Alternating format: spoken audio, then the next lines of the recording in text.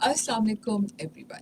अंबर आपकी होस्ट आपके favourite show health for everyone में, जो आप हर जुमे की सुबह 10 बजे से 12 बजे तक सुनते हैं। साथ ही मेरा और आपका साथ 12 बजे तक रहेगा। और आप जानते हैं कि हम अपने इस शो में हमेशा मुख्तलिफ डॉक्टर्स को अपने स्टूडियो में इनवाइट करते हैं और आपकी सेहत से मुतालिक मुख्तलिफ सवाल जवाब करते हैं। और अभी इस दूसरे आवर में हम जो टॉपिक डिस्कस करेंगे, बेसिकली बहुत एक कॉमन मसला है जिसे हम आयरन डिफिशिएंसी या एनीमिया कहते हैं, उस पर आज हम बात करेंगे। वैसे तो हम ये बातें बहुत सुनते रहते हैं कि इंसान अपने खून के बारे में वैसे बहुत जज्बाती होता है। और जैसे देखा जाता है कि खून के रिश्ते, आपके खून आपकी रगों में दौड़ना, खून का सफ़ेद हो जाना, ये बातें तो हम नॉर्मली सुनते रहते हैं। लेकिन यकीनन इंसान की रूह और इंसान के जिस्म का जो रिश्ता है वो यकीनन सांस और ये खून से ही जुड़ा हुआ है। अगर आपकी सांसें बरकरार हैं तो खून का इसमें यकीनन बहुत अहम किरदार है। इस पर भी आज हम बात करेंगे। आज हमारे स्टूडियो में मौजूद हैं doctor Amna Qamruzzaman. She is consultant haematologist oncologist हैं, MBBS FCPC haematology from doctor Ziauddin hospital Karachi. और यकीनन हमारा शो का ये दूसरा जो घंटा है वो डॉक्टर ज़ियाउद्दीन ने ही इसको हॉस्पिटल ने इसको स्पॉन्सर किया है। Welcome to my show doctor Amna. अस्सलाम वालेकुम, thank you so much. Doctor Amna, हम वैसे तो खून के बारे में, होमोग्लोबिन भी जिसे कहते हैं, इसकी कमी हो जाना खून में, ये हम हर वक्त सुनते रहते हैं। सबसे पहले मैं चाहूँगी कि आप हमारे सामीन को बताइए कि हम इंसानी जिस्म में खून की क्या अहमियत है। पहले से मैं चाहूँगी कि इस पर कुछ बात करें। अम, अच्छा तो आज का जो हमारा टॉपिक है, of course it is very important topic, और खून पे हम बात करते रहते हैं और इसकी इम्पोर्टेंस हमें किसी ना किसी तरह से ज़ाहिर है पता भी होती है। तो इसको बहुत ज़्यादा सीरियसली लेने की भी ज़रूरत है, क्योंकि अक्सर हम हमारी नेग्लिजेंस की वजह से लॉन्ग टर्म इसके बुरे इफ़ेक्ट्स हमारी हेल्थ पे पड़ते हैं। जहाँ तक खून का ताल्लुक है, हम सब इस बात से अवेयर हैं अच्छी तरह कि ये बहुत से इंपॉर्टेंट फंक्शंस हमारी बॉडी में ब्लड जो है वो परफॉर्म कर रहा होता है, जिसमें से कि सबसे इम्पॉर्टेंट फंक्शन जो है वो ये है कि ऑक्सीजन को कैरी करके डिफरेंट पार्ट्स वाइटल ऑर्गन्स तक पहुँचाना, और this is the most important function. इसके अलावा दूसरे फंक्शंस में जो है न्यूट्रिएंट्स, जिसमें कि glucose, amino acid, fatty acids हैं, इनको कैरी करना और हार्मोन्स को उनके टारगेट ऑर्गन्स तक पहुंचाना, ये हमारे ब्लड के फंक्शंस में से आता है। या हमारे बॉडी टेम्परेचर को रेगुलेट करना, this is one of the other important function. हमारे जब भी कभी किसी को कोई चोट लगती है और ब्लीडिंग होती है, तो हम सब ये ऑब्जर्व करते हैं कि थोड़ी देर के बाद वो ब्लड ब्लीडिंग होना रुक जाती है। तो दिस नॉर्मल फिजियोलॉजिकल फिनोमेना। लेकिन अगर हम उन लोगों की बात करें जो कि अनफॉर्चुनेटली किसी भी कोआगुलेशन फैक्टर की डिफिशिएंसी से इस नॉर्मल फिजियोलॉजिकल फिनोमेना से नहीं गुजरते, बल्कि उनके लिए किसी भी तरह की इंजरी होना, चाहे वो माइनर कट्स या ब्लीड्स ही क्यों ना हो, वो एक हैसल होता है। उसको मैनेज करना बहुत मुश्किल हो जाता है। वो प्रोलॉन्ग ब्लीडिंग उनको हॉस्पिटल तक, और बाज़ दफ़ा वो ऑब्वियसली अनफॉर्चुनेटली डेथ तक ले जाती है। तो ये एक इम्पॉर्टेंट फंक्शन है ब्लड का, जो कि अल्हम्दुलिल्लाह जिन लोगों के पास नॉर्मल है तो उस पर शुक्र भी अदा करें। क्योंकि हम इसको इग्नोर करते हैं ना, हमें नहीं पता लगता कि कोई ब्लीड हुआ और चोट लगी, खून बंद हो गया। बट ये कि जो लोग उससे गुजरे होते हैं तो उनको इसका ज़्यादा एहसास होता है। तो ये भी एक नॉर्मल ब्लड का फंक्शन है कि जहाँ ब्लीडिंग हो वहाँ उसको हीमोस्टेसिस स्टेब्लिश करके क्लॉट बनाए और रोक दे। इसके अलावा डिफरेंट जो हमारे वेस्ट प्रोडक्ट्स हैं उनको उनके टारगेट ऑर्गन फॉर एलिमिनेशन की तरफ लेके जाना, ये भी ब्लड के फंक्शंस में आता है। लाइक लिवर है और किडनीज हैं, वहाँ तक पहुँचाना। और ये these are the important functions. इसमें जब हम बात करते हैं ब्लड की, तो थोड़ा सा मैं कंपोजिशन आपको बता दूं कि 55% जो है this is plasma, which is जो कि इसका लिक्विड पोर्शन या फ्लूइड पोर्शन होता है। बाकी जो 45% ऑफ ब्लड है वो सेल्स या फॉर्म्ड एलिमेंट से बना होता है, जिसमें से कि इम्पॉर्टेंट RBCs हैं, यानी रेड ब्लड सेल जिसको आप कहते हैं, जो कि आपके ब्लड की फॉर्म्ड एलिमेंट्स में सबसे ज़्यादा परसेंटेज होती है। फिर वाइट ब्लड सेल्स आते हैं जो कि आपके दिफाई निज़ाम को मजबूत बनाते हैं। जब भी कोई माइक्रो ऑर्गेनिज्म पैथोजन बाहर से अटैक करता है बॉडी पे, तो ये आपके वाइट ब्लड सेल्स होते हैं जो कि फाइट करते हैं उसके अगेंस्ट और आपको इम्यूनिटी प्रोवाइड करते हैं। प्लेटलेट्स का काम भी बहुत इंपॉर्टेंट है। मल्टीपल फंक्शंस हैं जिसमें से एक हीमोस्टेसिस को मेंटेन रखना, क्लॉट बनाना, वूंड हीलिंग से जो है वूंड इंजरी के बाद हीलिंग करना, ये ब्लड के प्लेटलेट्स के फंक्शंस में से आता है। अच्छा, एक मैं आपको थोड़ा सा ये बता दूं कि अभी हम बात करेंगे एनीमिया की। तो बिल्कुल। एनीमिया जो है वो क्या है? जी, वो खून की कमी, स्पेशली आयरन डेफिशिएंसी हम सुनते हैं जी, आयरन डेफिशिएंसी हो गई, खून की कमी। तो मैं चाहूँगी इसमें ज़रूर बताइएगा कि खून की हाँ। कमी क्यों होती है, क्या वजूहात होती हैं? जो हीमोग्लोबिन, आप अक्सर सीबीसी की रिपोर्ट्स तो मेरे ख्याल है हर किसी का कोई ना कोई कभी ना कभी बिल्कुल। लाइफ में सीबीसी कुछ ना हो, सीबीसी तो होता ही है। हाँ, तो सीबीसी में आप हीमोग्लोबिन देख रहे होते हैं, तो वो बेसिकली उसका एक प्रोटीन पार्ट होता है और एक आयरन पार्ट होता है, तो जिसमें ये डिफरेंट कंपोजिशन में उसकी जो है वो फॉर्म्ड होता है। तो जो हीमोग्लोबिन की कमी है ब्लड में और वो आयरन की वजह से हो रही है, आयरन की इनसफिशिएंट इनटेक की वजह से या आयरन लॉस की वजह से, तो उस कमी को हम बेसिकली आयरन डिफिशिएंसी एनीमिया कहते हैं। एनीमिया का मतलब ही है कि हीमोग्लोबिन आपकी बॉडी में, जो आपके ब्लड में हीमोग्लोबिन का लेवल, वो आपकी एज और सेक्स के अकॉर्डिंग नहीं है और वो उस लेवल से बिलो है जो कि एक स्टैंडर्ड होना चाहिए। तो दिस इज़ एनीमिया। और अगर ये हीमोग्लोबिन लो जो है वो आयरन की कमी के बायस हो रहा है, तो this is iron deficiency anaemia. ठीक है। ओवरऑल अब वर्ल्ड वाइड देखें तो WHO कहता है कि 24% of the women all over the world are anaemic. ठीक है।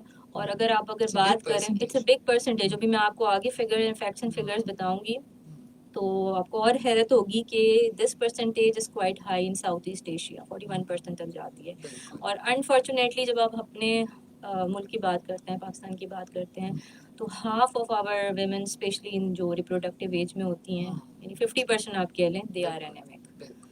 तो इससे आप अंदाज़ा लगा लें कि तो डॉक्टर आमना, जैसे आपने बताया कि इस वक्त वैसे देखा जाए तो आपने भी खुद ही बताया कि औरतों में खून की कमी मर्दों के बनस्बत ज़्यादा होती है, और स्पेशली बच्चों में भी हम देखते हैं कि उनके अंदर भी खून की कमी होती है। तो इसकी हमें कैसे ये बात का पता चलेगा कि हमारे अंदर खून की कमी है? एक्चुअली अगर मैं देखूँ तो हम बाहर के ममालिक की अगर बात करें, तो जैसे आपने कहा कि CBC एक बहुत कॉमन सा एक टेस्ट है जो कि लोग वहाँ एक रूटीन के चेकअप में ज़रूर करवाते हैं, लेकिन हमारे मुल्क में ये रुझान नहीं है। जब तक हमें कोई ना कोई ऐसी अलामत ना नज़र आए और हमें लगे कि नहीं यार अब कुछ हो रहा है हमारे साथ, तो तभी हम अस्पताल जाते हैं किसी टेस्ट की वजह से।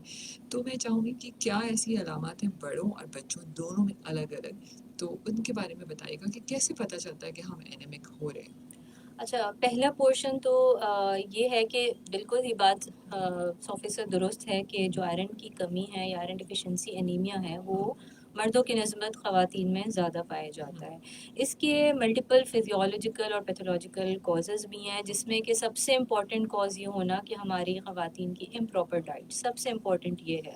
हमारी डाइट बैलेंस नहीं होती, हमारी डाइट में जो है वो न्यूट्रिएंट्स जिस क्वांटिटी में होना चाहिए वो मौजूद नहीं होता, जिसमें आयरन भी है, B12 भी है, फोलेट भी है, विटामिन D भी है। इन सब की जो क्वांटिटी है वो एडिक्वेट अमाउंट में हम अपनी डाइट में नहीं ले रहे होते हैं। ठीक है, तो ये this is the sub most important reason of iron deficiency में, जहाँ आपका इनटेक ही अच्छा नहीं है।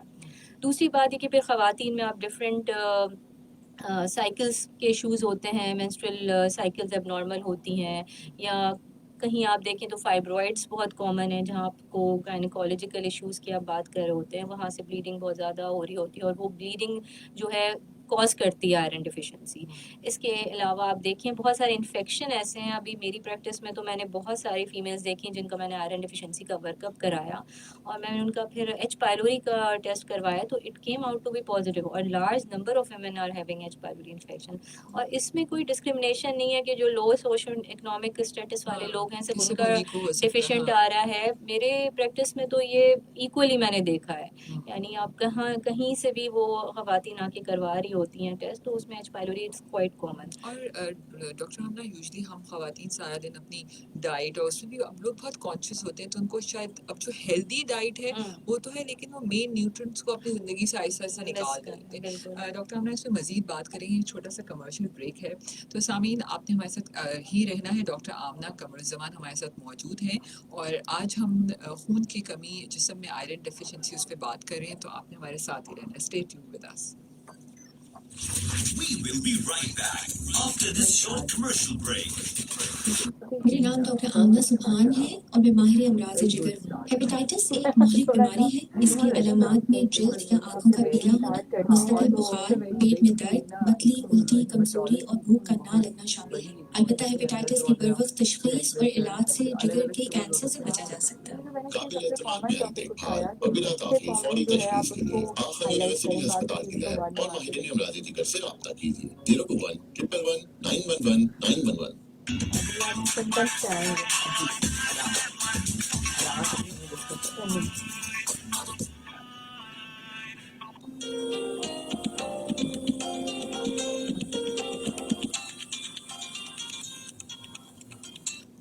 अंबर आपकी होस्ट, आपके favourite show health for everyone में, जो आप हर जुम्मे की सुबह 10 बजे से 12 बजे तक सुनते हैं। सामीन, हमारा ये शो करने का मकसद है कि हम आपको आपकी सेहत के मुताबिक वो तमाम बातें आपको बता सकें जो शायद हम अपनी डेली ज़िंदगी की मसरूफियात में इग्नोर कर देते हैं। और यकीनन इंसान सबसे ज़्यादा लापरवाह अपनी सेहत के बारे में ही होता है। हम बाकी काम तो ज़िंदगी के बहुत ज़रूरी समझते हैं, अपने पॉइंटर लिस्ट में भी डॉक्टर आमना बनाते हैं कि आज हमने ये काम करना है, लेकिन हम उस पॉइंट लिस्ट में कभी ये नहीं लिखते कि आज हमने ये खाना ज़रूरी है और हमने आज वॉक भी करनी है। ठीक है डॉक्टर आमना, आज हम बात करें आयरन डेफिशिएंसी यानी एनीमिया के बारे में, और डॉक्टर ज़ियाउद्दीन हॉस्पिटल ने हमारा आज का ये दूसरा घंटा स्पॉन्सर किया है। जी डॉक्टर आमना, हम बात कर रहे थे कि अलामात के बारे में, उस पर प्लीज़ बताइएगा कुछ। अच्छा, तो स्टार्ट करते हैं। एक चीज़ मैं और भी बताना चाहूँगी कि बच्चों के हवाले से जब हम बात कर रहे होते हैं, तो बच्चों में और ख़वातीन में, क्योंकि ये ज़्यादा कॉमन है, ख़ास तौर पे बच्चों में जब वीनिंग स्टार्ट होती है, यानी जब आप मिल्क से सॉलिड और सेमी सॉलिड ग़िज़ा की तरफ शिफ्ट कर रहे होते हैं, तो उस टाइम पे ये एक बहुत कॉमन कंप्लेन आती है इस एज के बच्चों में कि वहाँ पे एनीमिया, या जिसको आप मिल्क एनीमिया की टर्म यूज़ करते हैं, कॉमन है। उसमें होता ये है कि हम बच्चे को सिर्फ़ और सिर्फ मिल्क, ज़्यादातर या आप कह लें कि मिल्क दे रहे होते हैं। उससे बच्चा अपना पेट तो भर लेता है, लेकिन उसकी जो न्यूट्रिएंट्स की डिमांड है, जो वाइटल जो भी हमारे पास मिनरल्स हैं और आयरन है, B12 है, फोलेट है, वो पूरी नहीं हो पाती है। तो फिर वो ग्रेजुअली डेवलप करता है, एनीमिया की तरफ जाता है। अब हम सिम्पटम्स की तरफ आ जाएँ, तो सिम्पटम्स देखें इसके बहुत मैं आपको उसको क्योंकि वाइड रेंज है ना, कोई किसी तरह प्रेजेंट कर रहा होता है, कोई किसी तरह। तो उसमें सबसे पहले तो ये है कि आपको थकावट, जो है फटीग, थोड़ा सा काम किया आप थक गए, थोड़े से स्टेप्स आपने चढ़े, आपका सांस फूलने लगा, डिपेंड करता है कि आपका हीमोग्लोबिन कितना लो है और आप कितने कंपनसेटेड हैं।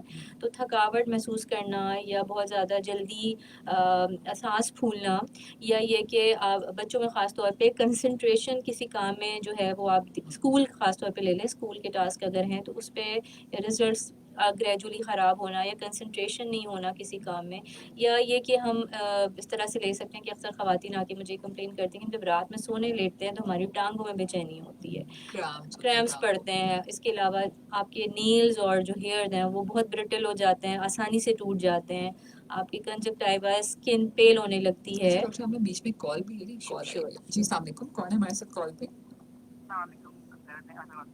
जी अहमद जी जी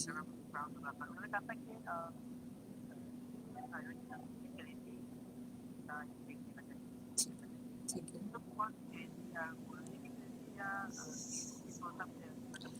ठीक है,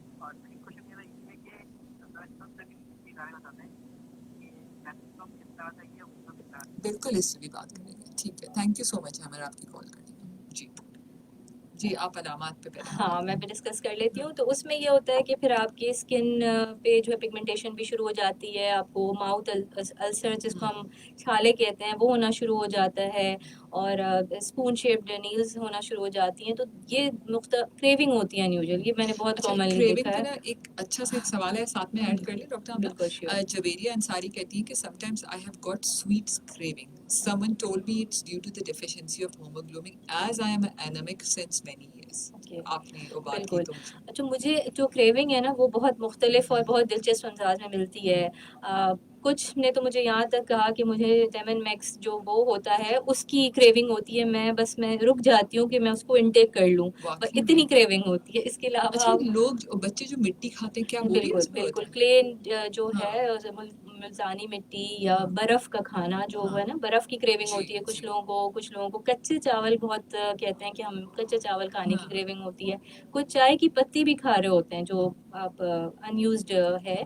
तो ये डिफरेंट सॉर्ट ऑफ क्रेविंग्स हैं जिसमें दोनों तरफ चीज़ हैं, या तो आयरन डिफिशिएंसी की वजह से वो क्रेविंग हो रही होती है, या वो इन चीज़ों का इंटेक करते हैं तो आयरन डिफिशिएंसी होती है।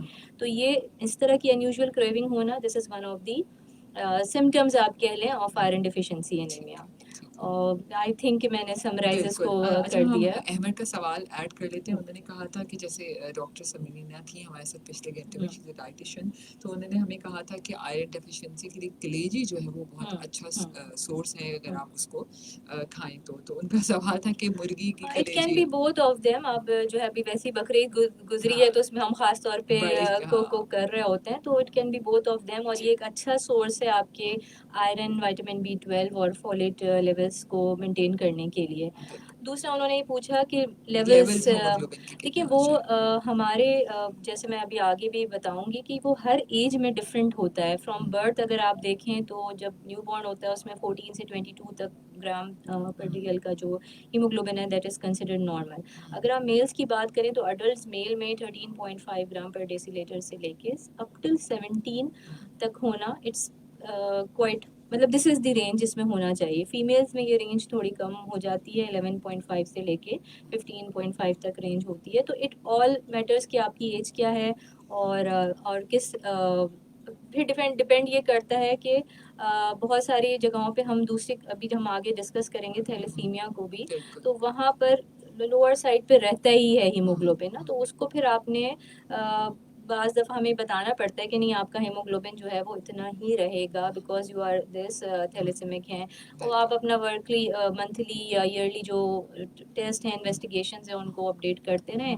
और हीमोग्लोबिन, एक और चीज़ मुझे जहन में आ रही है, क्लिक कर रही है, मैं बता दूं कि जहां हम बात कर रहे होते हैं लो हीमोग्लोबिन की, क्योंकि वो बहुत ज़्यादा कॉमन है, वहां हमें हाई हीमोग्लोबिन को भी जहन में रखना है, क्योंकि अच्छा। किसी भी चीज़ की ना ज़्यादती ज्यादा, अच्छी होती है बिल्कुल ना कमी अच्छी होती है। बिल्कुल। तो अगर बहुत ज़्यादा है और सिम्टम्स के साथ आ रहा है, हेडेक हो रहा है, ब्लरिंग ऑफ विजन हो रही है, चक्कर आ रहा है बार बार, पसीने आ रहे हैं, तो वहाँ भी आपने अलर्ट होना है, क्योंकि इस टर्म को हम पॉलीसाइथीमिया कहते हैं। जस्ट टू ऐड कि एक अलग टॉपिक शुरू हो जाएगा, बट ये कि हाई हीमोग्लोबिन को भी हमने इन्वेस्टिगेट करना होता है, और उसके लिए भी देखना होता है कि हायर साइड पे भी ना जाए, it should be with in the range. बिल्कुल, यानी कमी और ज़्यादती। बिल्कुल। अच्छा, तशख़ीस मतलब हमें कैसे पता चलेगा कि हम एनीमिक हैं, आयरन डेफिशिएंसी है, तो क्या ऐसा कॉमन टेस्ट है? हाँ। मैं चाहूँगी कि अलामात तो हो रही हैं आपको, हाँ। ठीक है, आप डॉक्टर के पास जा रहे हैं, वो टेस्ट भी लिख कर दे रहा है कि, लेकिन रूटीन में पूरे साल में 12 महीने होते हैं, तो कब हमें एक ये आयरन डेफिशिएंसी एक ऐसी चीज़ है ना जिससे हमारी सब चीज़ें मुतासर होना शुरू हो बिल्कुल जाती हैं, बिल्कुल। तो हमें कब टेस्ट करा लेना चाहिए? नहीं अलामत हो रही है तब भी, और अगर अलामत हो रही है तो तब कौन सा टेस्ट करना? देखिए सीबीसी तो एक बेसलाइन टेस्ट है जो ठीक कि आपको ये इंडिकेट कर रहा होता है, हम हेमाटोलॉजिस्ट जो है उसको असेस कर रहे होते हैं, उसमें सिर्फ हीमोग्लोबिन नहीं बाकी पैरामीटर्स को हम देख रहे होते हैं, और जहां हमें ये लगता है कि कोई न्यूट्रिशनल डेफिशिएंसी वाले पैरामीटर्स डीरेंज हो रहे हैं, तो हम फिर आगे वर्कअप एडवाइस करते हैं जिसमें आयरन प्रोफाइल है, जिसमें विटामिन B12 फोलेट लेवल्स हैं, क्योंकि वो ये जो मैं बार बार विटामिन B12 फोलेट की इसलिए बात कर रही हूँ कि अक्सर आप देखेंगे कि लोग जो आ रहे होते हैं ना उनमें ये मिक्स न्यूट्रिशनल डिफिशिएंसी हो रही है, तो जिसे हम टर्म देते हैं, जिसमें आयरन के साथ B12 भी कम होता है, फोलेट भी कम होता है, तो वहाँ पे आपको इन सारी चीज़ों को साथ में चेक करना पड़ता है कि हम्म। भाई मल्टीपल डिफिशिएंसीज तो नहीं है, और अक्सर देखने को भी मिल रही होती है कि मल्टीपल डिफिशिएंसीज एक साथ एग्जिस्ट कर रही होती हैं। सही। तो आपने वहाँ पे फिर इन सारी चीज़ों को रिप्लेस करना होता है। तो आप सीबीसी को बेस लाइन रखें, और देखिए जहाँ नीड है आप 6 मंथली करवा लें, जहाँ आपको लग रहा है कि भाई मुझे कोई भी इस तरह की प्रॉब्लम हो रही है तो फर्स्ट इंस्टेंट पे करवाएं। अक्सर लोग जो है वो ये भी करते हैं, इसको भी मैं बहुत क्लियरली बताना चाहूँगी, कि वो सप्लीमेंट्स लेना शुरू कर जी देते हैं बिल्कुल, सप्लीमेंट्स पे भी मैं बिल्कुल बात करना चाहूँगी। सीबीसी हाँ, भी कराने से पहले, यानी कुछ खुद भी ही नहीं खा हुआ, रहे होते हैं। आपने B12 भी शुरू कर दिया और मल्टीविटामिन्स भी कर दिया, ठीक है, दिस इज गुड, लेकिन हमें एक अपना बेस लेवल पता होना चाहिए ना कि बिल्कुल। हमारा हीमोग्लोबिन कितना था या हमारा आयरन कितना था। सिर्फ मेडिकेशन तो वैसे ही सही मतलब नहीं है। आप अगर उसको रिप्लेस कर रहे हैं तो फिर आप उसको मॉनिटर भी करते हैं, बेस लाइन से आप उसको चेक करते हैं कि भाई ये सप्लीमेंट्स लिए तो अब ये इतना बेहतर हो गया, and without advice of physician I would say कि please don't take it yourself. बाज़ दफ़ा आप में डिफिशिएंसी नहीं होती है, फिर भी आप ले रहे होते हैं, तो वो बहुत हाई लेवल पे चले जाती हैं चीज़ें। तो it's better to consult a doctor, get your labs done, और उसके अकॉर्डिंग फिर वो जो आपको एडवाइस करें उस वक्त आप अपनी मेडिकेशंस लें। तो इन्वेस्टिगेशन में फिर हम जब ये बात करते हैं कि और मज़ीद क्या इन्वेस्टिगेशंस होनी चाहिए, वो डिपेंड करता है कि पेशेंट हमें किस तरह से हिस्ट्री बता रहा है। अगर वो इरेगुलर मेंस्ट्रुअल ब्लीडिंग की बात कर रहा है तो ऑब्वियसली फिर हम गायनेकोलॉजिकल वर्कअप देखेंगे। अगर वो एसिडिटी या हार्टबर्न की कंप्लेन कर रहा है और दूसरी चीज़ों की कंप्लेन कर रहा है तो ऑब्वियसली फिर हम एच पायरोनी इन्फेक्शन भी सोचेंगे। डायरिया की कंप्लेन कर रहा है तो हम बाकी वर्कअप करवाएंगे। तो वो फिर एक के बाद एक स्टेप पे हम पहुंचते हैं, but to start with CBC is the baseline, जिसके साथ हम अमूमन आयरन प्रोफाइल B12 फॉलेट करवा ही रहे होते हैं। और यूजुअली हम अपने 6 महीने में एक दफा ये हाँ टेस्ट करवा बिल्कुल करवा लेना बेहतर है, और जहाँ आपको लगे, जहाँ फिजिशियंस को ये लगे कि हमें मॉनिटरिंग अर्ली करनी है, 6 वीक्स में करनी है या 3 मंथ्स में, तो do follow their advice and अच्छा डॉक्टर, इंस्ट्रक्शंस। जब हम छोटे बच्चों की बात करते हैं, स्पेशली 6, 7, 8 साल के बच्चे, तो यूजुअली वो हर चीज़ नहीं खाते हैं। उनको किसी को फ्रूट नहीं पसंद, किसी को गोश्त नहीं खाना, किसी को सब्जी नहीं खानी। तो यूजुअली हम देखते हैं कि वो बच्चे थोड़े से पेल होने लगते हैं, और हमें माँ को ऐसा फील होता है, ज़ाहिर माँ हर चीज़ को नोटिस करती है, तो कहीं इसमें आयरन की डेफिशिएंसी ना। और जैसे आपने कहा भी कि बच्चों को पढ़ाई में ध्यान ना लगना, तो उसमें भी हमें बच्चों का सीबीसी ही चेक करवाना चाहिए। बिल्कुल सीबीसी, देखिए हम कोई भी चीज़ जब भी किसी चीज़ की तरफ जाएंगे डायग्नोसिस में, बेस लाइन जो टेस्ट है वो सीबीसी ही है। उससे हमें बहुत सारी चीज़ों को डिफ्रेंशिएट, डिस्क्रिमिनेट Decide या करना किसी पड़ता है, एक पर्टिकुलर चीज़ की तरफ वो डायरेक्ट कर रहा होता है। तो ऑब्वियसली ये हमारा काम है हेमेटोलॉजिस्ट का या फिजिशियंस का कि हम उसको देखकर उसको इंटरप्रिटेट करें कि भाई ये किस तरफ जा रहा है, और उसके अकॉर्डिंग इन्वेस्टिगेशन फिर करवाएं। तो बेस लाइन पे बिल्कुल सीबीसी है, वो होना बहुत ज़रूरी है। अच्छा डॉक्टर, आमना एक सवाल है नूर गुलजार है, विटामिन डेफिशिएंसी एनीमिया क्या होता है? विटामिन, हाँ, जैसे आपने कहा ना हाँ कि उसके विटामिन, साथ-साथ हाँ जैसे विटामिन B12 की पर्टिकुलरली अगर मैंने बात की या विटामिन डी की बात की, तो ये यूजुअली आपके आयरन के साथ अक्सर लोगों में कोएग्जिस्ट करती हैं, लेकिन आइसोलेटेड भी होती हैं, जिसमें आप कहें कि सिर्फ आइसोलेटेड विटामिन B12 डिफिशिएंसी है। अगेन अगर आइसोलेटेड B12 डिफिशिएंसी है विटामिन की, तो आपको वो सीबीसी से उसके कुछ पैरामीटर्स होते हैं जो आपको डायरेक्ट कर रहे होते हैं कि भाई ये एमसीवी इसका रेज्ड है, ये मेगैलोब्लास्टिक की तरफ जा रहा है या मैक्रोसिटिक एनीमिया की तरफ जा रहा है, तो वो सीबीसी से आपको थोड़ा सा डिलीनेट होना शुरू हो जाता है। फिर आप उसके लेवल्स करवाते हैं, और उस लेवल्स के बाद फिर आपको आइडिया होता है कि इसमें ट्रूली B12 डिफिशिएंसी है कि नहीं। विटामिन्स में और विटामिन्स भी आते हैं जिसमें आपके विटामिन डी बहुत इंपॉर्टेंट है। ये कॉमन है जो कि आप अपने रूटीन चेकअप्स में देख रहे होते हैं। ठीक है, एक कॉल पे लेते हैं जी। अस्सलाम वालेकुम, कौन है हमारे साथ कॉल पे? की अकीला बात कर रही हूँ। मैंने ये मालूम करना है कि खाने के बाद शुगर लेवल अगर गिर जाए तो वो किस वजह से होता है, और मीठे की क्रेविंग हो रही हो, जो दोपहर के खाने और रात के खाने के बाद शुगर लेवल गिर जाता है फौरन। और दूसरा ये जो सीबीसी करवाई जाती है कैंसर डायग्नोज करने के लिए, तो उसमें क्या इलामात जाहिर होती है कि अगर सीबीसी में कि इस इंसान को कैंसर है। अच्छा, पहला क्वेश्चन तो इनका ये कि खाने के बाद शुगर लेवल हाँ, तो वो इन्होंने एग्जैक्टली ख्याल टाइम नहीं बताया कि वो किस टाइम पे चेक कर रहे होते हैं, उसको वो देखना ज़रूरी होता है, क्योंकि ये पूरा एक डायबिटीज़ का टॉपिक स्टार्ट हो जाएगा। लेकिन ये कि उसमें आपके पास वो चार्टिंग होती है, बेसिकली जो शुगर पेशेंट्स होते हैं या जो इंसुलिन पे होते हैं, उनकी चार्टिंग हम इस तरह से कर रहे होते हैं कि एक दिन आपने प्री ब्रेकफास्ट जो है वो उससे पहले कर लिया, उसके अगले दिन आपने आफ्टर ब्रेकफास्ट किया, फिर आपने मील से पहले।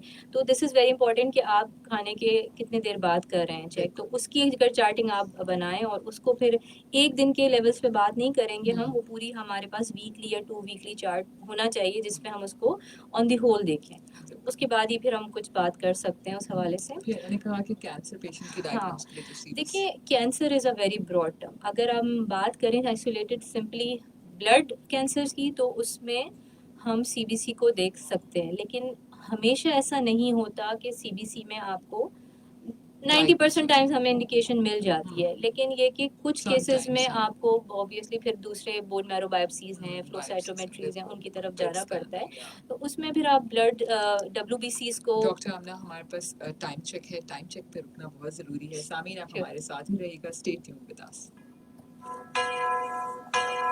11:30 a.m. This time check is brought to you by KFC का अपनी हर पल की खुशी मनाते हैं। KFC, feel good. मेरा नाम डॉक्टर आमना सुभान है और मैं माहिर अमराज जिगर हूँ। हेपेटाइटिस एक मौलिक बीमारी है। इसकी अलामात में जल्द या आंखों का पीला होना, मुस्तकिल बुखार, पेट में दर्द, बतली, उल्टी, कमजोरी और भूख का ना लगना शामिल है। अलबत्ता हेपेटाइटिस की बरवक्त तशखीस और इलाज से जिगर के कैंसर से बचा जा सकता है। काबिल एतमाद प्यारी देखभाल और बिला ताखीर फौरी तशखीस के लिए आखन यूनिवर्सिटी अस्पताल की लैब और माहिरीन अमराज जिगर से रब्ता कीजिए 021 111 911 911।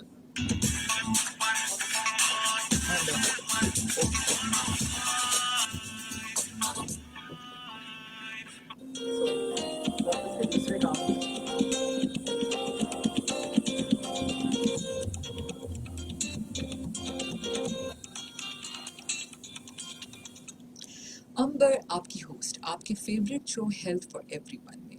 सामीन, आज हम बात कर रहे हैं आयरन डेफिशिएंसी यानी एनीमिया के बारे में, और आज का हमारा ये शो डॉक्टर ज़ियाउद्दीन हॉस्पिटल की जानिब से पेश किया जा रहा है। हमारे स्टूडियो में मौजूद है doctor Amna Qamruzzaman. She is a consultant haematologist, oncologist, और आज हमने बहुत ही मुफीद इंफॉर्मेशन डॉक्टर आमना ने हमारे साथ शेयर की। डॉक्टर आमना, एक कॉल ले लेते हैं, फिर आगे मज़ीद बढ़ते हैं। जी, अस्सलाम वालेकुम। वालेकुम अस्सलाम। सिस्टर, मैं लाड़काना से आमिर से गुड्डो बात कर रहा हूँ। जी आमिर।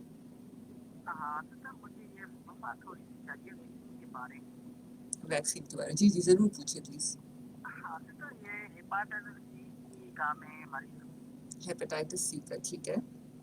हेपाटाइटिस सी का, और ये मेरे मेरे लिए नुकसान तो नहीं है। मतलब कोविड की वैक्सीन की बात करें कि आप लगवाएं कि नहीं? जी ठीक है, चलें, ठीक है, इसका जवाब देते हैं। ठीक है, बहुत शुक्रिया। देखिए इससे बेहतर तरीका तो यही होता है कि आप अपना जो भी आपके गैस्ट्रोएंटरोलॉजिस्ट हैं जो आपको फॉलो कर रहे हैं, और आपकी जो भी रीसेंट पीसीआरस हैं या रीसेंट मेडिकेशंस हैं, उनको लेते हुए उनके साथ हम उनको लेके जाएं, उनसे पूछें, और अगर वो अलाउ करते हैं आपको तो मेरा ख्याल है करवाने में कोई हर्ज नहीं। क्योंकि मैं अपने अगर फील्ड की बात करूँ तो हम अभी अपने पेशेंट्स को रिकमेंड कर रहे होते हैं, ड्यूरिंग ट्रीटमेंट भी इवन कर रहे होते हैं कि आप जो 2 से 3 वीक्स का गैप आ रहा है आपकी कीमो में, तो उसमें you can always go for the treatment for the Covid vaccination, और उसको ज़रूर करवाएं, और इसमें कोई हार्म नहीं है। और इसमें भी डॉक्टर आमना, यूजुअली हम भी जितने डॉक्टर से इंटरव्यू करते हैं तो वैक्सीन का इस वक्त कोई भी नहीं इस मना तरह से करता। हाँ कोई कर नहीं रहा होता है। वही मैंने आपको कहा कि ड्यूरिंग ट्रीटमेंट भी हम कहते हैं कि जो आपका ऑफ पीरियड है उसमें you just go and you can have your vaccination. बिल्कुल। अच्छा डॉक्टर आमना, एक और कॉल आ गई है, एक और कॉल जल्दी से ले लेते हैं। जी, अस्सलाम वालेकुम, कौन है हमारे साथ कॉल पे?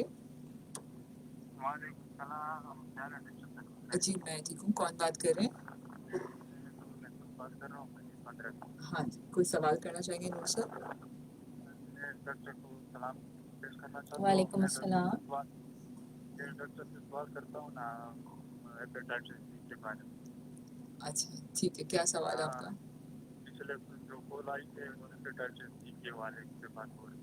ठीक है।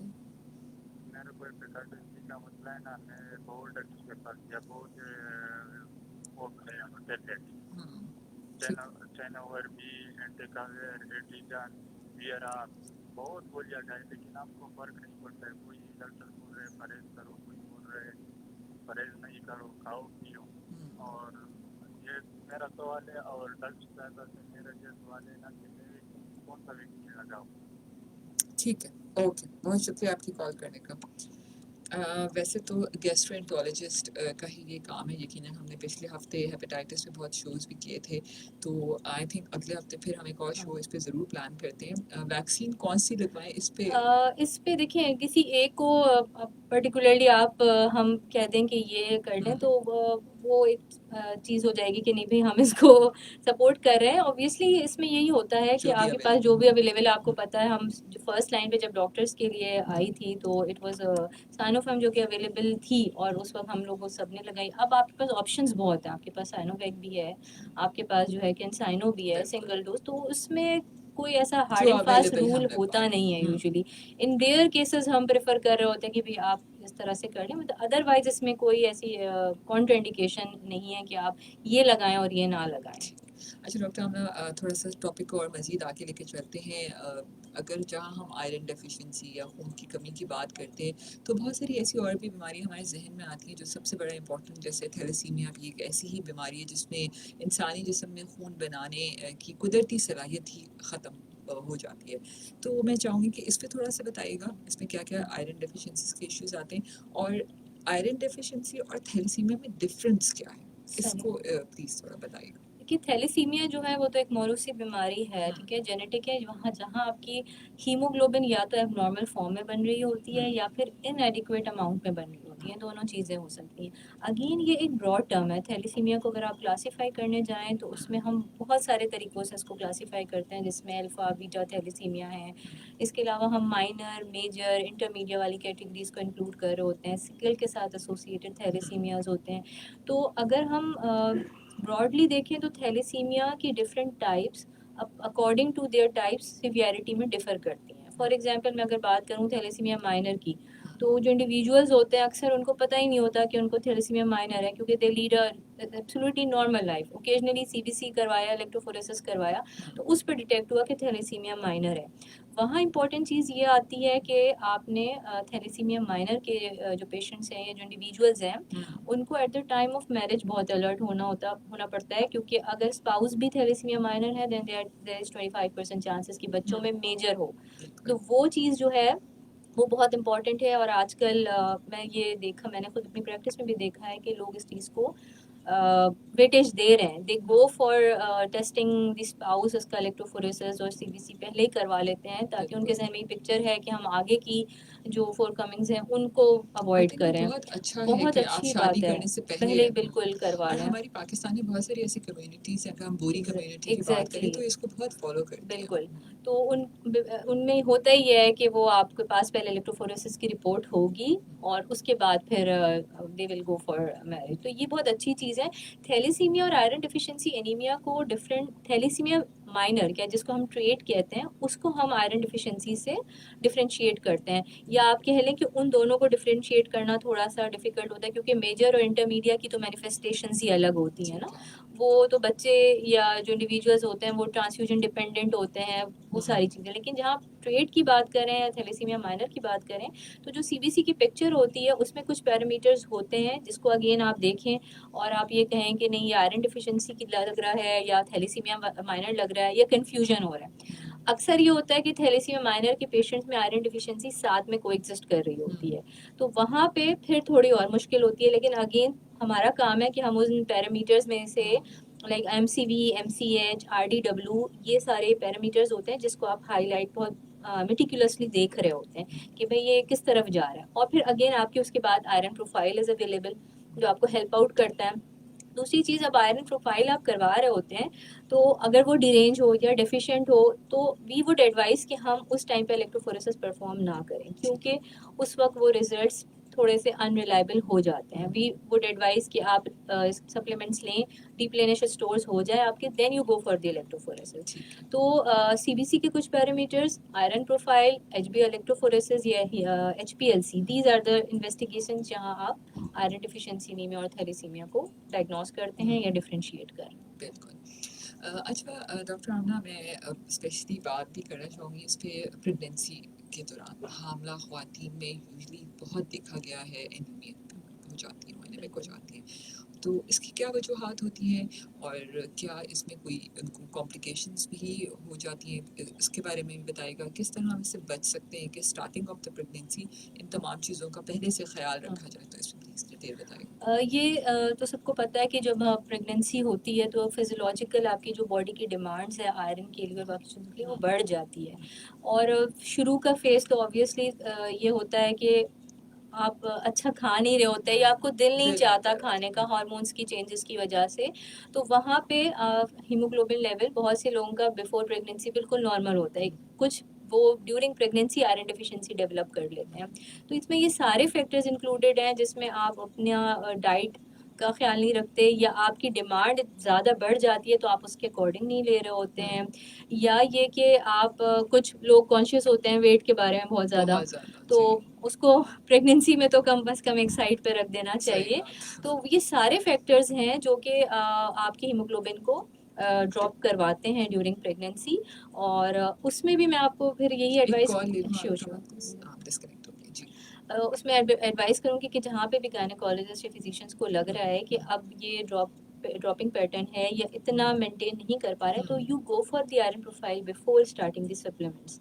आप पहले करवा लें आयरन प्रोफाइल पेशेंट का, ताकि हमारे पास एक बेस लाइन हो ना कि अब हम इनको देने जा रहे हैं ट्रीटमेंट ओरल या पेरेंट्रल जो भी दे रहे हैं, तो हमारे पास एक रिकॉर्ड हो कि पहले ये था, हमने ये 3 डोजेस लगा दी, अब इतना हो गया है।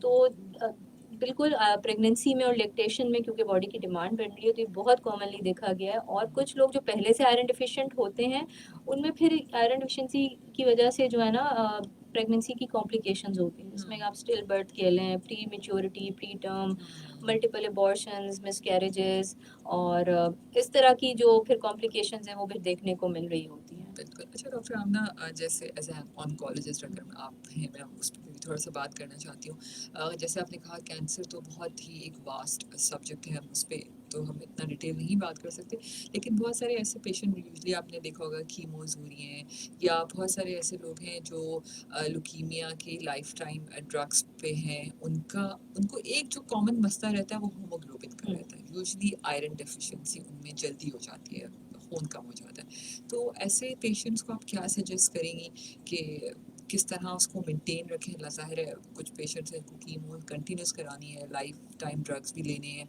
तो उसके लिए प्लीज़ थोड़ा बताएगा। अच्छा, इसमें मैं ये ज़रूर बताना चाहूँगी कि देखिए ल्यूकीमिया या कोई और ब्लड कैंसर या कोई दूसरा कैंसर, वो इट्सेल्फ जो है ना वो आपके हीमोग्लोबिन को कम कर रहा होता है। तो ये ज़रूरी नहीं है कि वो सिर्फ आयरन डिफिशिएंसी ही करवाए। वो डिजीज़ या वो जो ल्यूकीमिया वो इट्सेल्फ जो है हीमोग्लोबिन को या प्लेटलेट्स को या डब्ल्यूबीसी को इधर बढ़ाता है या कम करता है। बिल्कुल। ठीक है, तो वो तो डिजीज़ की अपनी वजह से है। दूसरी चीज़ ये कि जब हम ट्रीटमेंट दे रहे होते हैं पेशेंट्स को, तो कीमोथेरेपेटिक ड्रग्स जो हैं उनका इम्पैक्ट भी होता है। वो भी आपके ब्लड काउंट्स को अल्टर कर रही होती हैं, नीचे गिरा रही होती हैं। तीसरी चीज़ कि जब पेशेंट इस पूरे प्रोसेस से गुजर रहा होता है तो साइकोलॉजिकली उसके ऊपर बहुत एक वो एक नॉर्मल अपने आप को फील नहीं करता, ना उसका खाने को दिल करता है, ना वो जो है बहुत ज़्यादा डेली एक्टिविटीज़ में इन्वॉल्व होना चाहता है। और प्लस इसका जो लिंक है वो उनके ड्रग्स से भी होता है, जो उसको मेडिसिन मिल रही है उसके साइड इफ़ेक्ट्स भी हैं, क्योंकि उसके हीमोग्लोबिन लेवल को कम कर रहे हैं और वो खुद भी नहीं खाना चाह रहा। और साथ में आयरन डिफिशिएंसी तो बहुत कॉमन है। इवन ये ल्यूकीमिया, लिम्फोमा, सॉलिड ट्यूमर्स की आप बात करें, जिनको ट्रीटमेंट मिल चुके हैं, रेडिएशन मिल चुकी है और उसके बाद वो हमारे पास आते हैं बॉर्डर लाइन हीमोग्लोबिन के साथ, हम वर्कअप हम आजकल करा रहे हैं, तो हाँ यकीन करें कि बहुत कॉमनली हम देख रहे हैं। और सिर्फ आयरन नहीं, मल्टीपल न्यूट्रिशन सबकी लेवल्स जो है ना जा रही वो है। नीचे हो रहे होते हैं। तो वहाँ पे फिर हम उनको एडवाइस करते हैं, क्योंकि हमें खुद भी पता है कि वो बहुत ज़्यादा इनटेक उनका अच्छा नहीं है डिजीज़ की वजह से, कीमो के साइड इफ़ेक्ट्स की वजह से।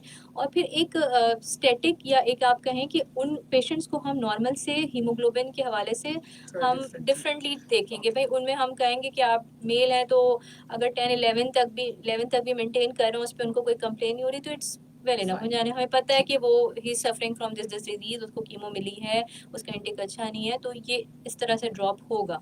तो वो जो हीमोग्लोबिन लेवल्स है ना वो फिर इन पेशेंट्स में हम थोड़ा डिफरेंटली असेस कर रहे होते हैं as compare to the normal patients. ठीक है। ओके। अच्छा, जहाँ हमने इतनी डिटेल्स में बात की, मैं चाहूँगी कुछ ऐसी ग़िज़ाएँ ठीक है, जो आप सजेस्ट करें हम्म। कि एनीमिक लोगों को लेनी चाहिए। कुछ लोग होते हैं वो सप्लीमेंट भी सारी ज़िंदगी लेते रहते हैं, लेकिन बेचारों का हीमोग्लोबिन का मसला जो है ना कभी भी वो नहीं होता। हाँ। तो कुछ हेल्दी ऐसी हम्म। डाइट जो आपकी लाइफ़स्टाइल का हिस्सा हो, हम्म। चाहे वो कैंसर पेशेंट्स हों, चाहे दूसरे ऐसे लोग। देखिए 2 दिन दाल, 2 दिन सब्जी, 2 दिन मीट, ये तो आपके इसमें इंक्लूड होना ही चाहिए। ठीक है, और मीट में हर तरह का मीट होना चाहिए, ठीक है। आप बैलेंस डाइट दें, अनटिल अनलेस कोई कॉन्ट्रा इंडिकेशन नहीं है उसको। बहुत सारे लोग हमारे पास आ रहे होते हैं और कहते हैं कि हमने ये छोड़ दिया, हमने छोड़ दिया, हमने ये छोड़ दिया। तो हम कहते हैं क्यों छोड़ा? तो कहते हैं इससे हमारा डिजीज जो है वो खराब होगी। हम अब पहले ही वो डिसाइड पहले कर ही लेते हैं। छोड़ चुके होते हैं, ऑलरेडी 2-3 महीने पहले से छोड़े हुए होते हैं। तो वो बहुत फिर हम उनको कहते हैं कि हमने तो आपको मना नहीं किया, यू कैन टेक एवरीथिंग। भाई सही जिन बात। पर्टिकुलर चीज़ों को अगर हम मना कर रहे हैं तो आप सिर्फ उनको छोड़ें। और वैसे भी कोई बहुत हार्ड एंड फास्ट रूल नहीं नहीं। होता कि आपने बस ये मीट लेना ही नहीं है। तो मीट का इंटेक बहुत ज़रूरी है। इसके अलावा ग्रीन वेजिटेबल्स, आप पालक है, आप इसके अलावा कैरेट जो है, एप्पल है, ये सारी चीज़ें आयरन को बिल्डअप करने में, बीट है, ये सारी चीज़ें जो है वो बिल्डअप करने में बहुत हेल्प आउट करती हैं। किसी भी फॉर्म में ले लें, एप्पल नहीं ले सकते वैसे तो अच्छी बात है कि आप एप्पल ही लें, एप्पल जूस के फॉर्म में ले लें। इसी तरह बीट रूट का भी बाद लोग जूस निकाल के मैंने पी लेते हैं। एबीसी जूस एबी आपने शायद सुना होगा। बिल्कुल। यूजुअली मैं भी ऐसा कभी-कभी पी लेती हूँ हाँ। जिसमें चुकंदर और सेब और एप्पल और गाजर ना। बिल्कुल, हाँ, हाँ, तो वो भी बड़ा कॉमन है, वो ले लें। लेकिन ये कि आप इसको फॉलो करें कि आप हर चीज़ आपकी जो डाइट है उसमें बैलेंस अमाउंट में मौजूद होना चाहिए। बिल्कुल। ये कुछ फूड्स थे जो कि हेल्प आउट करते हैं आपकी डाइट को बेहतर करने एक में। कॉल लेते हैं। जी, अस्सलाम वालेकुम। कौन है हमारे साथ कॉल पे? जी, अली।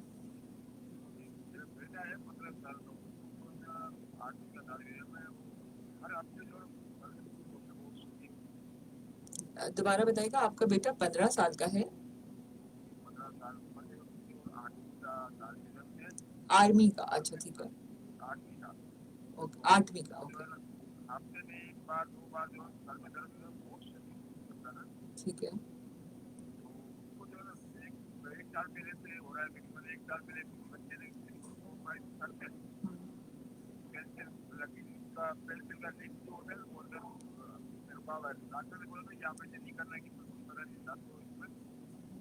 अच्छा, ठीक है। ओके, ठीक। ये जो सिनेरियो बता रहे हैं तो उसमें तो ये बहुत ज़रूरी है कि हो सकता है इनके जो भी फिजिशियन है उन्होंने वर्कअप उस टाइम पे किया हो, क्योंकि उसमें तो हाई आपके फिर एमआरआई सिटी स्कैन की बात आती है, फिर उसको फॉलो अप पे, क्योंकि अगर वो ऑपरेट आउट नहीं हो सकता तो उसको फॉलो अप पे फिर स्कैन्स रिपीट करवा के देख रहे होते हैं कि उसकी वजह से कोई अंदर डैमेज तो नहीं हो रहा। और बेस लाइन टेस्ट मेरे ख्याल है इनके होने चाहिए सारे। और जो भी इनके जो फिजिशियन है उनके पास ये ज़रूर जाएं और ये फिर फॉलो अप पे ज़रूर रहें, क्योंकि ऐसे केसेस में फॉलो अप बहुत ज़रूरी होता है, चाहे वो 3 मंथ्स का हो चाहे वो 6 मंथ्स एक का और हो। कॉल लेते हैं। जी, अस्सलाम वालेकुम। कौन है हमारे साथ कॉल पे? बराए मेहरबानी इंतजार फरमाएं। आई थिंक डिस्कनेक्ट हो गया है। अच्छा तो सामीन, हमारे पास शो के आखिर के 15 मिनट रहते हैं। अगर आप भी कोई सवाल करना चाहें तो आप हमें कॉल भी कर सकते हैं 11100105 पर, और अगर मोबाइल से मिला रहे हैं तो 02111000105 फेसबुक पेज पे आप हमें मैसेज भी भेज सकते हैं। कॉल है। जी, अस्सलाम वालेकुम। कौन है हमारे साथ कॉल पे? जी, वालेकुम अस्सलाम। कौन बात कर रहे हैं? मैं हाफिज अब्दुल के बाद बात कर रहा हूँ। मैं यकीन से मेरा रिकॉर्ड ये सुनाना चाह रहा हूँ। जी जी, प्लीज़। ये यकीन से मेरा रिकॉर्ड चल रहा है या तो नहीं चल रहा है? जी जी, चल रहा है। आप कोई सवाल पूछे, आपने कॉल किया ना, बिल्कुल चल रहा है। बिल्कुल सर। एक मिनट आप नाराज नहीं है? जी जी, बोलें प्लीज़। एक मिनट बाद कॉल करता हूँ। मेरे पास और कॉल आई, मैं आपसे थोड़ा बात करना चाह रहा हूँ, ठीक है? अच्छा ठीक है, और ओके।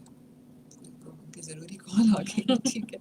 अच्छा डॉक्टर, आमना खून चढ़ाने की बात थोड़ी सी करते हैं कि हीमोग्लोबिन के लेवल्स इस हद तक कम हो जाते हैं कि कभी-कभी हमको खून चढ़ाने की भी ज़रूरत पड़ती है, या कुछ मैंने देखा जैसे जैसे जेनरिक सुना कि आयरन ड्रिप्स चढ़ रही हैं, तो इसके बारे में थोड़ा सा बताएं, कब ज़रूरी है और कितना चढ़ना होता है, तो या शौकीन भी चढ़ा लेते हैं लोग, तो इस पे प्लीज़ थोड़ा सा बताएं। हाँ, इसमें देखिए ये है कि जब भी आप पेशेंट को देख रहे होते हैं तो उसको आप असेस कर रहे होते हैं कि भाई इसके सिम्टम्स कितने सीवियर हैं, या बाकी ऑर्गन ऑर्गन्स को जो इसका लो हीमोग्लोबिन है वो कितना सीवियरली अफेक्ट कर रहा है। मैं आपको बताऊं 3-4 हीमोग्लोबिन के साथ भी बहुत स्टेबल बैठे हुए होते हैं। 3-4 जी बिल्कुल। और कुछ लोग 8 पे भी जो है ना वो शॉर्टनेस ऑफ ब्रेथ और डिस्निया के साथ प्रेजेंट करे। तो it varies from patient to patient. बिल्कुल। ठीक है, वो किस तरह से प्रेजेंट कर रहा है, उसका सिम्टम्स क्या है, जैसे मैंने आपको बताया। तो अगर सिम्टम्स इतने सीवियर हैं या हीमोग्लोबिन इतना लो है तो ऑब्वियसली वहाँ आपने आयरन की ड्रिप्स का या बाकी ड्रिप्स का वेट नहीं करना है। ठीक है, अगर कोई 1.5 हीमोग्लोबिन के साथ या 2 हीमोग्लोबिन के साथ आ रहा है तो ऑब्वियसली वहाँ आपने उसको ट्रांसफ्यूज करना है। ठीक है, लेकिन जहाँ पेशेंट जो है वो इतने सिम्टम्स सिवियर उसके नहीं और हमें पता लग गया है कि हमने वर्कअप करा लिया है और उसमें उसकी डिफिशिएंसीज आई हैं, तो इट्स बेटर कि हम उसको फिर उस चीज़ की रिप्लेसमेंट दें जिसकी उसके अंदर डिफिशिएंसी है और उसके अंडरलाइन कॉज को देखें कि अगर ये हीमोग्लोबिन कम हुआ है आयरन डिफिशिएंसी की वजह से तो उसका कॉज क्या है। कॉज को रूल आउट करना और कॉज को देखना बहुत ज़रूरी है, क्योंकि अगर आप आयरन सप्लीमेंट्स दे भी दें तो वो फॉर द टाइम बीइंग आपके आयरन को ठीक कर देगा, लेकिन क्या हम उस कॉज को ढूंढ पाएँ, ये सबसे इम्पॉर्टेंट चीज़ है। तो अक्सर केसेस में आप कॉज नहीं रूल आउट कर पा रहे होते हैं और कभी आप ज़्यादा केसेस में कर भी रहे होते हैं। तो जब कॉज आपको मिल जाता है तो फिर आप उस चीज़ को या अंडरलाइंग डिजीज़ को ट्रीट करते हैं, साथ में आप आयरन की सप्लीमेंट्स दे रहे होते हैं। हीमोग्लोबिन लेवल्स जिस पे हम ये असेस करें कि इनको ब्लड ट्रांसफ्यूजन होनी है या नहीं होनी, इट ऑल डिपेंड्स कि पेशेंट की सिवियरिटी कितनी है, सिम्टम्स क्या हैं और जिस कंप्लेन के साथ उसने प्रेजेंट किया। जी, कॉल है जी। अस्सलाम वालेकुम। जी रिजवान, कहाँ से बात कर रहे हैं आप? जी जी रिजवान, क्या बात करना चाहेंगे? सवाल। ठीक है।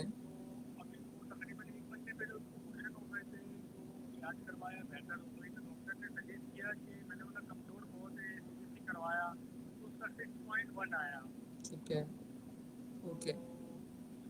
क्या करना पड़ेगा? और दूसरा ये कि मेरी वाइफ अभी तकरीबन 28 हुई है, तो उसको हेपेटाइटिस सी था प्रेगनेंसी में। ठीक है। तो अब तो अल्लाह का शुक्र है बेटी मेरी सही है, हुई है, नॉर्मल है। तो अब मुझे इन दोनों के लिए आप थोड़ा सा डॉक्टर साहिबा से रिक्वेस्ट करवा दें। ठीक है जी, बिल्कुल। आप कॉल रखिए, डॉक्टर आमना इसका लाइव जवाब देती है। जी डॉक्टर आमना। देखिए, ये जो इन्होंने हेपेटाइटिस के हवाले से सवाल किया पहले तो तो इनकी बेटी जो हाँ, वो तो 6.1 तो 6.1 इज़ क्वाइट लो। ठीक है, तो उसमें वही है कि सीबीसीए करवा चुके हैं और उसके बाद इनको पहले तो हेमेटोलॉजिस्ट के पास ये जाएं या पीडियाट्रिशियन के पास जाएं, फिर इनका सारा वर्कअप होना चाहिए जिसमें कंप्लीट आयरन प्रोफाइल में आयरन लेवल्स, फेरेटिन, टीआईबीसी, बर्तन सेचुरेशन, ये सब कुछ होता है, उनको कंप्लीट आयरन प्रोफाइल कहते हैं। साथ में हम विटामिन B12, आरबीसी, फोलेट करवा रहे होते हैं जस्ट टू रूल आउट कि कोई और डिफिशिएंसी है कि नहीं। जब वो हमारे पास रिजल्ट्स आ जाएंगे तो उसकी बेसिस पे फिर हम उनको ट्रीट करेंगे, या ये कि अगर 6.1 पे उनके सिम्टम्स बहुत ज़्यादा सिवियर हैं और ऑब्वियसली उनको फिर हॉस्पिटल सेटअप में होना चाहिए, तो ये खुद असेस कर रहे होंगे कि भाई कितनी सिवियरिटी है। 6.1 पे यूजुअली बच्चे कर रहे होते हैं, लेजी हो जाते हैं, कंसंट्रेट नहीं करते हैं, लेकिन कर लेते हैं toilet, but 6.1 again is not a good level of haemoglobin, उसका फॉरेन पूरा एड्रेस करने की वर्कअप होना चाहिए। एक कॉल और भी पहले शनि डिस्कनेक्ट हो गई जी। तो इसमें इनको जो है ना सीबीसी तो ये करवा चुके हैं, बाकी सारा प्रोफाइल और इन्वेस्टिगेशन अकॉर्डिंगली करवाएं और फिर ज़रूर दिखाएंगे। हेपेटाइटिस का वो तो फिर उनको हाँ, ये तो इनका वर्कअप होना चाहिए। अगर डायग्नोसिस हुआ है तो उसके बाद इन्होंने किसी को कंसल्ट किया है, दिस इज़ वेरी इंपॉर्टेंट, क्योंकि किया है तो उसको फिर इन्वेस्टिगेट करेंगे। सिर्फ डायग्नोस्टिक हुआ है या पीसीआर भी हुआ है कि नहीं हुआ, इस हवाले से इन्वेस्टिगेशंस होनी चाहिए और फिर उसका अकॉर्डिंगली ट्रीटमेंट होना चाहिए। जी, कॉल फिर डिस्कनेक्ट हो गई है। जी बिल्कुल, आप सही कह रही हैं। आई थिंक फॉलोअप्स और हमें उसको प्रॉपर देखना पड़ता है। अच्छा, एक जैसे एक नॉर्मल जो सर्जरीज होती हैं आपकी, ठीक है, आपकी अगर मैं सिजेरियन की बात करूं या इस किस्म की डिफरेंट और मायोप्टोमी ऐसे डिफरेंट सर्जरीज हैं, उसमें यूजुअली ब्लड लॉस, ऐसी सर्जरीज जिसमें ब्लड लॉस ज़्यादा होता है। एक्सीडेंटल सर्जरी वो भी होती है, एक्सीडेंट्स में भी आपका ब्लड लॉस हो जाता है। तो उस सूरत में में क्या करना चाहिए, उस पर भी बताऊंगी। आप मुझे बताइएगा कि खाने से ही ये कवर हो जाती हैं चीज़ें या सप्लीमेंट्स और ये तमाम चीज़ें साथ में देनी पड़ती हैं? देखिए, ये भी डिपेंड करता है कि जो सर्जरी हुई है, ये ऑब्वियसली जैसे रोड ट्रैफिक एक्सीडेंट्स के में ब्लड लॉस होता है तो वो इतना सिवियर और मैसिव और कंटिन्यूस होता है कि वहाँ तो हमने मल्टीपल ब्लड ट्रांसफ्यूजन्स करनी पड़ती है, क्योंकि वो फिर लाइफ एंड डेथ का मामला आ जाता है। इसके अलावा जो सिजेरियन सेक्शंस हैं या दूसरी सर्जरीज हैं, मेजर सर्जरीज, वहाँ पे भी ब्लड लॉस होता है, कहीं पे कम होता है, कहीं पे ज़्यादा होता है। तो वो सर्जन जो है वो पहले से इस चीज़ को असेस करता है, और वो ड्यूरिंग प्रोसीजर्स भी बाद दफ़ा हमें ट्रांसफ्यूजन करनी पड़ रही होती है, और पोस्ट प्रोसीजर भी, जहाँ ये आइडिया होता है कि अब ये लॉस जो है ना, आफ्टर सर्जरी भी ये ब्लीडिंग होगी या ब्लड लॉस होगा, तो वहाँ पे वो पहले, क्योंकि हॉस्पिटल सेटअप में पेशेंट होता है, तो वो ट्रांसफ्यूजन्स के लिए जा रहे होते हैं। उसमें कोई ऐसी बात भी नहीं है, धारा अब नॉर्मल हीमोस्टेसिस ऑफ बॉडी को मेंटेन करना है, तो वहाँ पे आप बिल्कुल ट्रांसफ्यूजन्स के लिए हम जाते हैं। लेटर ऑन जब आप रिकवर कर जाते हैं और फिर भी आपके हीमोग्लोबिन लेवल्स लोअर साइड पे रहते हैं, MCV MCH कम रहता है, इतने अरसे आप हॉस्पिटल में रह के आए हैं, डाइट आपकी अच्छी नहीं रहती, तो फिर आपने साथ साथ जो है वो उसको न्यूट्रिशनली अपने आप को बेहतर करना होता है। लेकिन once in a hospital setup, there is emergency, conservatively manage भी हो रहा है और ट्रांसफ्यूजन की नीड भी है, तो वहाँ ट्रांसफ्यूजन दी जाती है। जाहिर है वो हॉस्पिटल में है, तो वो उस टाइम पे फ़ौरन से डाइट से उसकी हीमोग्लोबिन लेवल नहीं होगा, नहीं, लेकिन जब वो बेहतर हो जाए, पेशेंट इज डिस्चार्ज, तो वो फिर उसके साथ साथ उसको अच्छा डॉक्टर, कोशिश हमारा कर सकते एक हैं। बड़ा कॉमन सा सवाल है, बहुत सारे ऐसे लोग होते हैं जिनको अपना ब्लड ग्रुप नहीं पता होता। इस पे कुछ मशवरा देंगी कि ब्लड ग्रुप का खुद को पता होना कितना ज़रूरी है। समटाइम ऐसा एक्सीडेंट हो जाता है जिसमें आपके कोई रिश्तेदार नहीं होते, खून चढ़ाने की ज़रूरत होती है, लेकिन आपको पता ही नहीं होता है कि आपका इनका ब्लड ग्रुप क्या है। ये बहुत होता है। तो इस पे और प्लीज़ कुछ सजेशन दीजिएगा कि सामीन को कि ब्लड ग्रुप हम्म, आज भी बहुत सारे लोगों को अगर नहीं मैं पता पूछूँ ना, तो होगा। उनको पता हमें नहीं पता। कोई कहेगा ए, कोई कहेगा बी, कोई हाँ, कहेगा ओ कोई पॉजिटिव। कहेगा कि मेरे फादर का ये था, तो मेरा भी हो हाँ, सकता है और ये हम तो हो। बचपन से सुनते आ रहे हैं तुम्हारा बी बी पॉजिटिव। पॉजिटिव, क्योंकि सबसे कॉमन है हमारे सेटअप में। तो हम, ये ज़रूरी है, क्योंकि देखिए ब्लड ग्रुप सिर्फ इस हवाले से नहीं कि आपने जो है आपको कभी कोई एक्सीडेंट हो गया या ट्रांसफ्यूजन हो गई, बहुत सारी ब्लड में एबनॉर्मलिटीज़ ग्रुप के हवाले से आगे भी आती हैं। फीमेल्स में तो खैर ख़ास तौर पे जब हम डिलीवरी और इसकी बात कर रहे होते हैं, नेगेटिव होती हैं, और जो हस्बैंड है वो पॉजिटिव हैं, तो उन केसेस में तो बहुत ज़्यादा अलर्ट होना पड़ता है, क्योंकि बच्चा अगर पॉजिटिव है तो आप फीमेल के अंदर जो है वो फिर रिएक्शंस के चांसेस होते हैं इनकम्पैटिबिलिटीज़ की वजह से। तो फीमेल्स का तो फिर भी एक तरह से हो जाता है, लेकिन ये कि ब्लड ग्रुप की इम्पोर्टेंस सिर्फ इस हद तक नहीं रखें कि हमें डोनेट करना है या हमें अगर कुछ हो गया। ये बहुत वो की इम्पोर्टेंट बात है कि अगर इस तरह के हमारे पास केसेस आ रहे होते हैं हॉस्पिटल में, जहाँ पे हमें इमरजेंसी रिलीज करना होता है ब्लड, और हमें नहीं पता कि पेशेंट का ब्लड ग्रुप क्या है, क्योंकि वो इमरजेंसी में ना एक एक सेकेंड काउंट होता है कि आपने with in few seconds, with in few minutes आपने अरेंज करके ब्लड जो है वो देना है। बिल्कुल। तो वहाँ पे हमारे लिए बहुत आसानी हो जाती है अगर हमें पेशेंट का ब्लड ग्रुप पता हो, या आपका एटलीस्ट कार्ड बना हुआ हो, तो उसमें हमारे लिए, ब्लड बैंकर्स के लिए, फिजिशियंस के लिए बहुत आसानी हो जाती है कि उनको अर्लीस्ट ब्लड अरेंज करवा सकते हैं। जी, एक कॉल है जी। अस्सलाम वालेकुम, कौन है हमारे साथ कॉल पे? से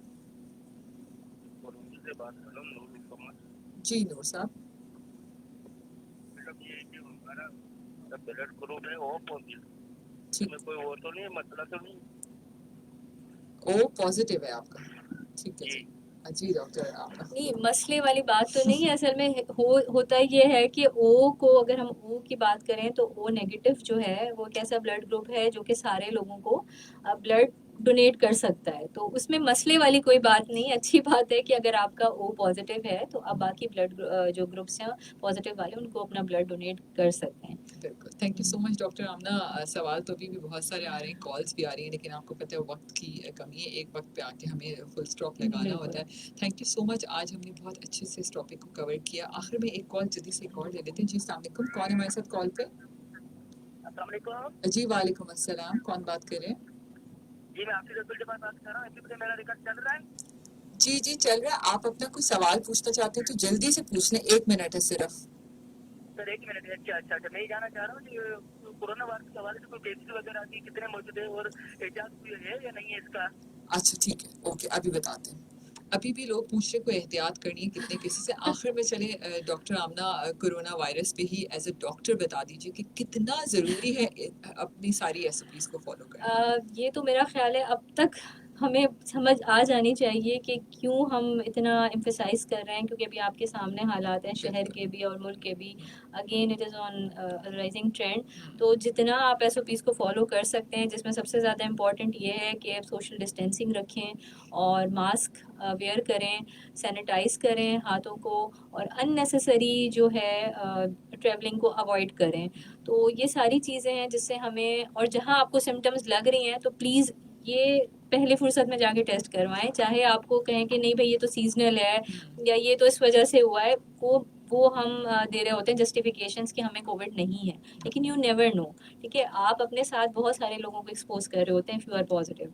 ठीक है, तो इस हवाले से मैं यही कहूँगी कि, और वैक्सीनेशन प्लीज़ वो ज़रूर करवा लें, क्योंकि दैट इज़ इम्पॉर्टेंट। और उसकी क्या इंपॉर्टेंस है हम सब जान चुके हैं कि जिनको वैक्सीनेशन हुए बगैर कोविड हो रहा है तो दे आर गेटिंग वर्स। बिल्कुल। Thank you so much doctor Amna. और कैसा लगा आपको शो पे आके? रेडियो की अफादियत पे कुछ कहना चाहेंगे? चंद सेकंड है आपके पास। बहुत अच्छा लगा, और मुझे ये लगा कि इस शो के थ्रू मैंने बहुत सारे लोगों को अपना पैगाम पहुंचाया है, और उनको पता लगा होगा कि भाई हमारे जो इस तरह की डिजीज़ेज़ हैं, डिफिशियंसीज़ हैं, उनमें करना क्या है, उसकी इम्पोर्टेंस क्या है, उसके बुरे इम्पैक्ट्स क्या हैं।